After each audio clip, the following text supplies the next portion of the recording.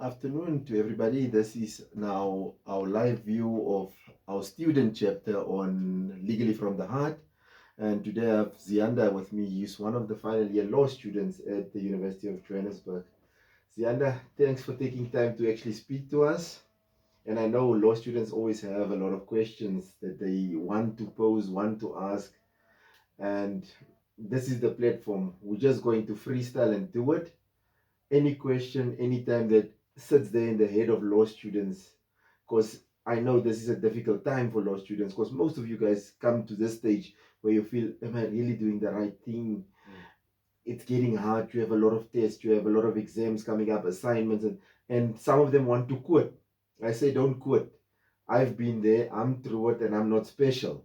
So any student can do it, but I know there's a lot of questions, and we can talk. I want to hear what's the type of questions that runs around in the heads of these final year law students. Definitely. Well, thank you for having me, sir. And I think just to answer your question, I like the fact that you brought up that point. That for many it seems like a very linear and straightforward path. Study, get articles immediately, just go straight into the working world. But unfortunately, there is that percentage of us. Maybe if I can speak for myself, where you reach a certain point where maybe let's say certain modules or things didn't go well, so you find yourself maybe having to come back in an extra year or whatnot. So I think my question to you, my first one, would be in terms of applying for articles. Now, I believe there's this notion out there, sir, that whenever one is to apply for articles, you have to maybe have like the best academic record ever, 80%, 90%. Like there should really be no errors whatsoever. But what would you maybe advise to students out there who maybe don't have that, linear path that maybe some of these big five firms are expecting from them? But you see, for me, the wrong way of thinking about this that you can only do articles at the big five. And then my next piece of advice is when you go into articles, it's a time that you have to learn. It's not a time to make money. And some final year law students, they want to immediately go and make money, and they say, yeah, I need money.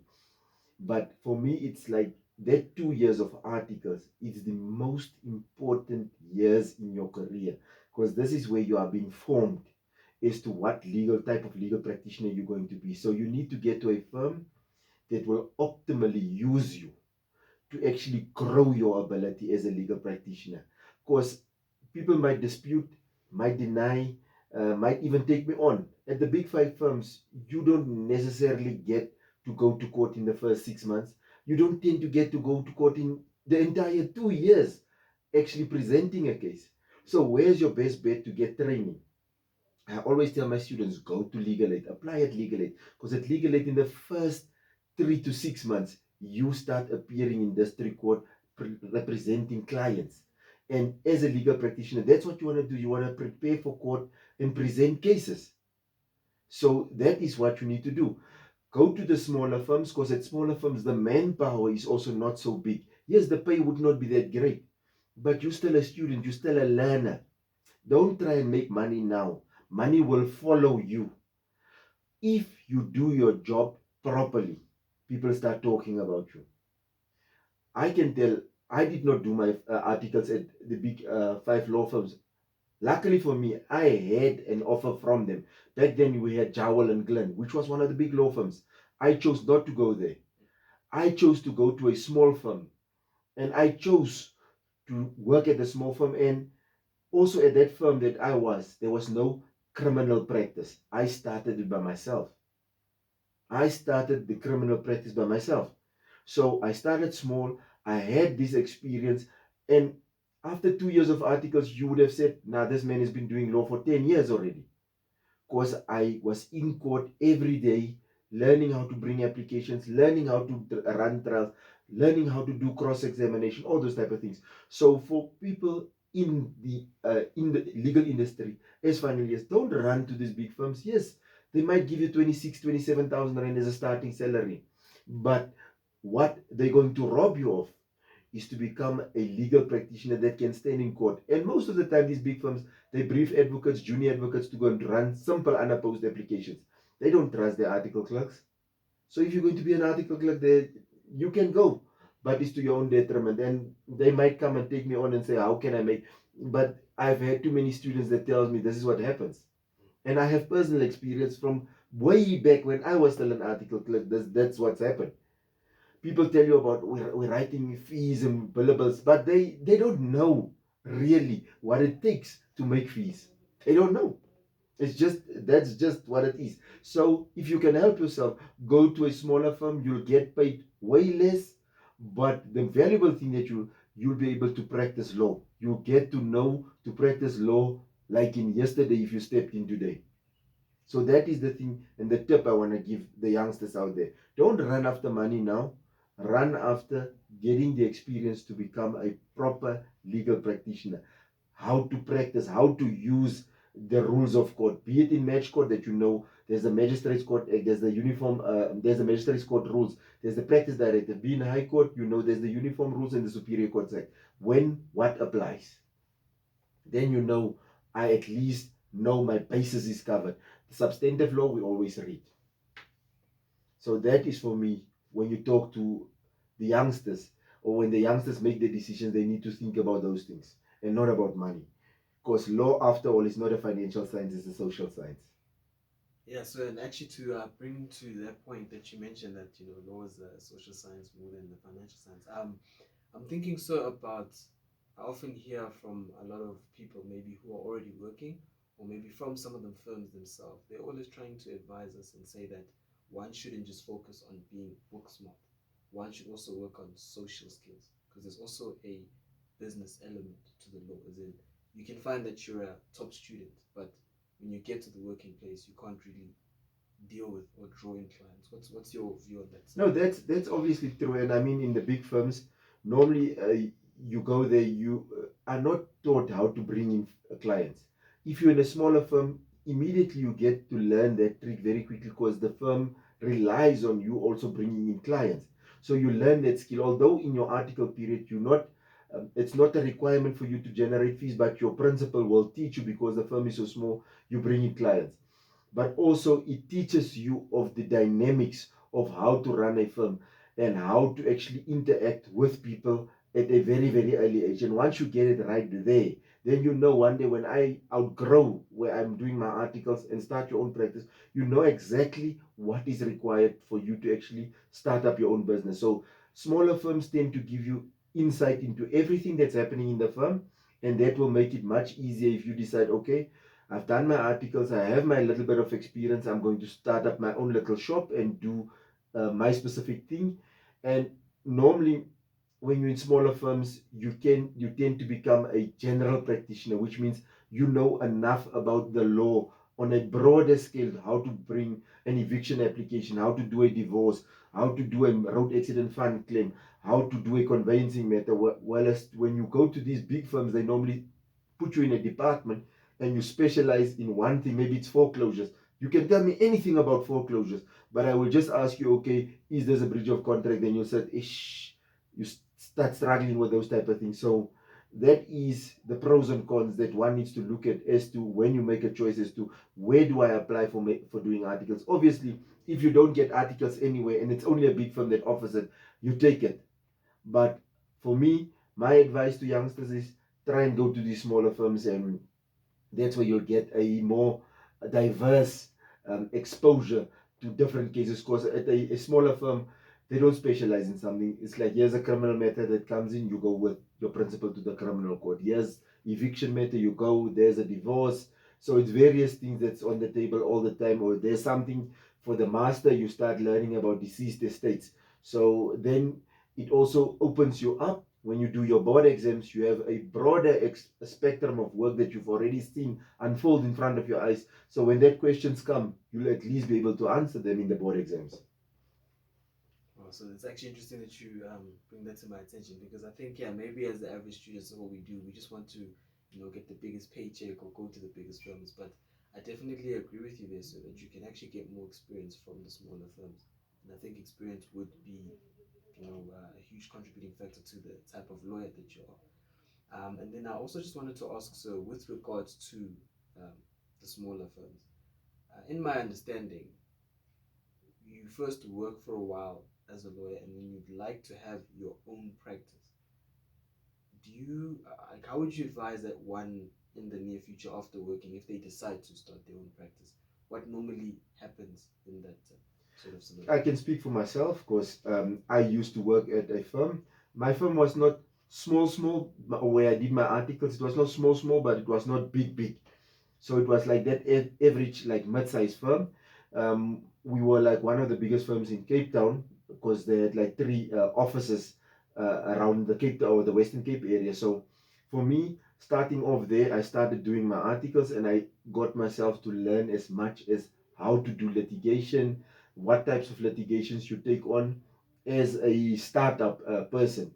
You you knew, and I mean, within my first year of doing my articles, I learned how to actually liquidate a company on my own.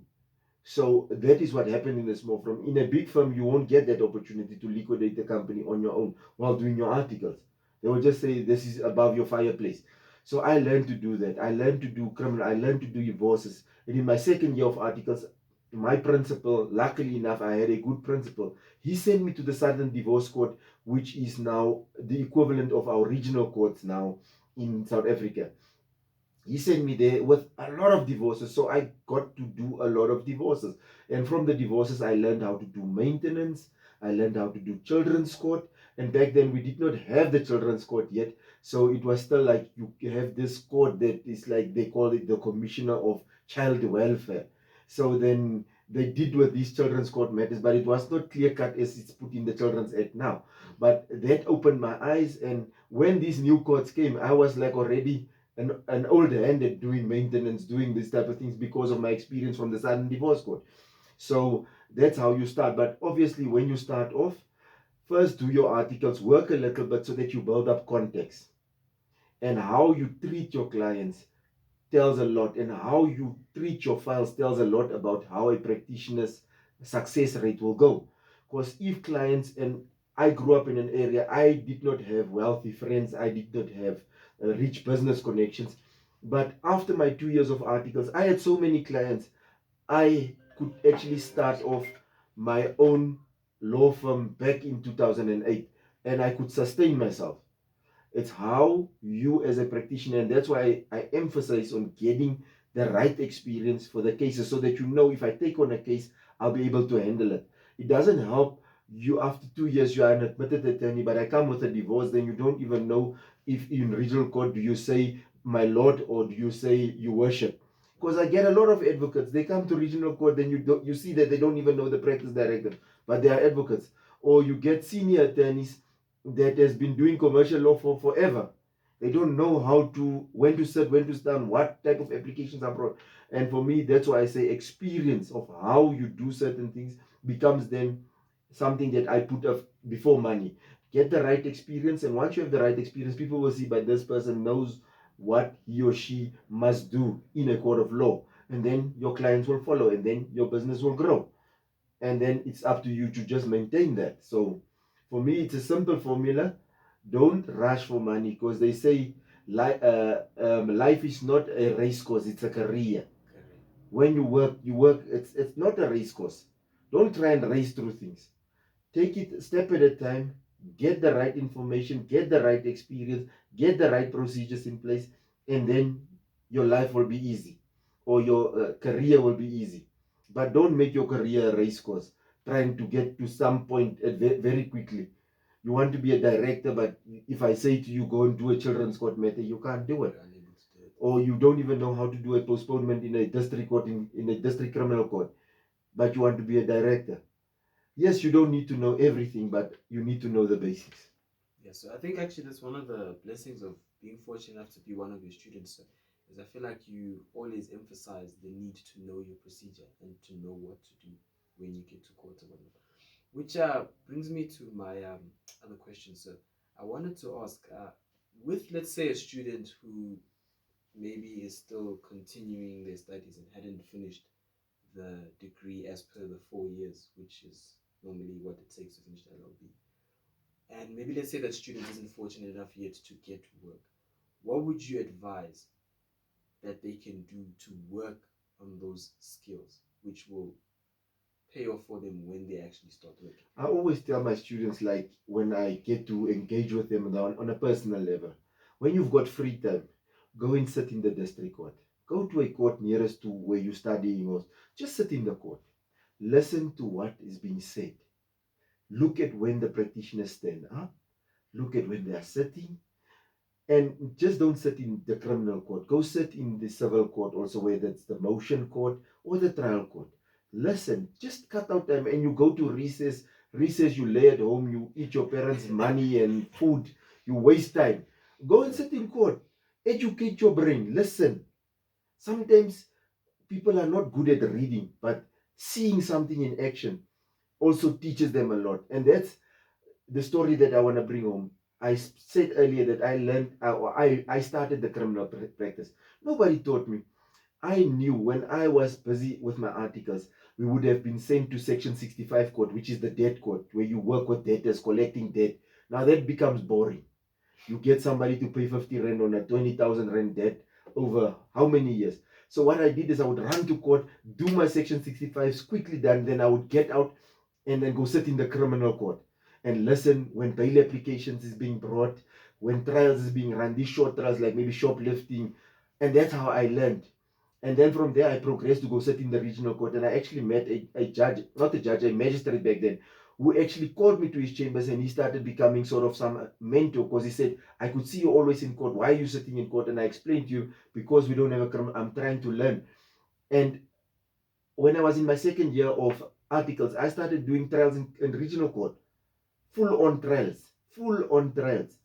And my first high court trial, it was just like I was just a year admitted as an attorney, and I pushed my first high court trial appeal where my clients were sent to 15 years imprisonment, and I got them off. But nobody taught me. I said in court, we should stop making excuses for our shortcomings and try and work at our shortcomings to say, what can I do? What can I do to make sure that my shortcomings um, no longer hinders my progress? Educate yourself and go and I will say it over and over. Sit in courts, listen to what they're saying, especially if you stay close to a court. And I mean, our students at APK, they've got the luxury of Brixton Court being in a walking distance from. Just walk out by the back gate. You don't need to take any fancy things. Put on old clothes so that they can see this is a poor student. They're not going to rob you. You go sit in Brixton Court. You listen to what is happening in the district court. They even have a regional court there. You can even go and sit in the regional court and listen what they're saying. If you want to listen to civil cases, go to Joburg Central, sit in the district court. Listen. Just listen in motion court. Who's the applicant? I'm representing the applicant. What's the application about? You get to learn a lot of things by just sitting in court. Definitely. So I think for me, what's so fascinating is even as a student in your law clinic, it's like apart from a lot of the substantive learning we do and we're just doing theory from Monday to Thursday, I find myself as a student only reviving or feeling more like I'm, you know, learning about my career or whatnot when we come to law clinic, when we're actually dealing with, qualified lawyers and whatnot and just seeing how the procedure goes.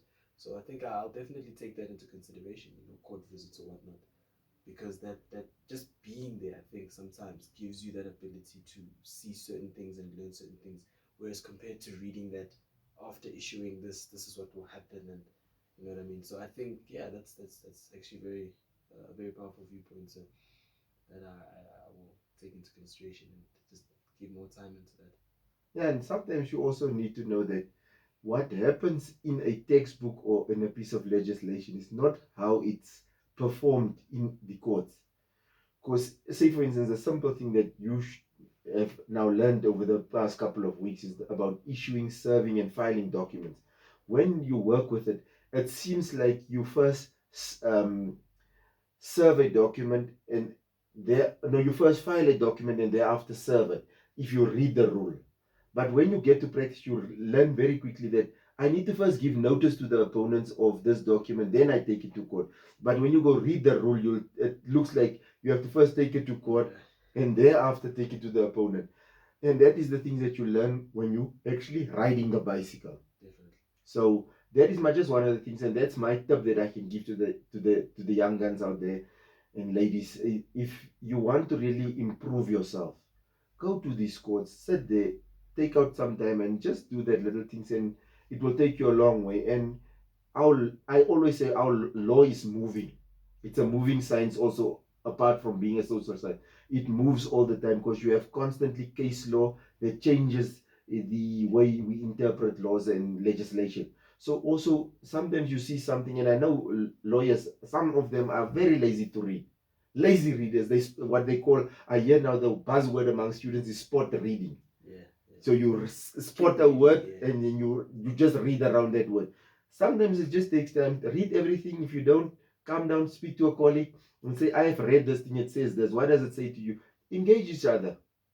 And yeah, and then you'll suddenly, and the moment if you see two lawyers think alike, then you know there's a problem. You know there's a problem. You know there's a problem. Yes, sorry. So then, just very briefly, my last question to you, sir, is obviously I think in any field other than law, with the advancement of 4IR and technology, potentially replacing humans, what would you say in our very old profession are maybe certain areas that maybe upcoming law students should try and go into? So, for example, I'll just give you a reference that I've been given by a few people practicing.